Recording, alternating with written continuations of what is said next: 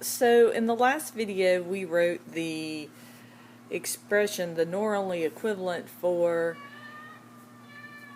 A or not B, and this was how we sketched the circuit. So now I just want to show you how that would look if you actually went to breadboard it. So I've taken a 7402 and I've kind of drawn in some things down here. I have A and B to represent switches for my inputs. I have my chip run to power and ground, and so I've kind of drawn in the little NOR gates there for you too, so that you can see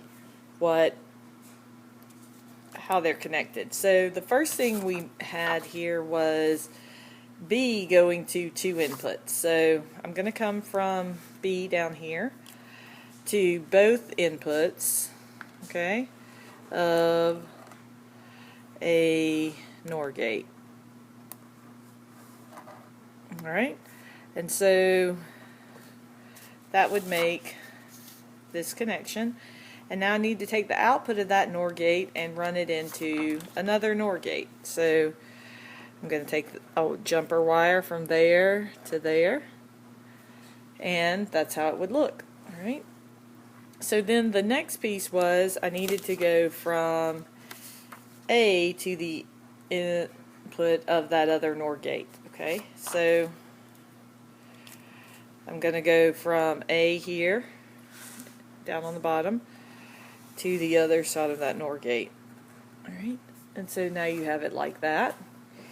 So we need to take that output and run it to both inputs of a NOR gate.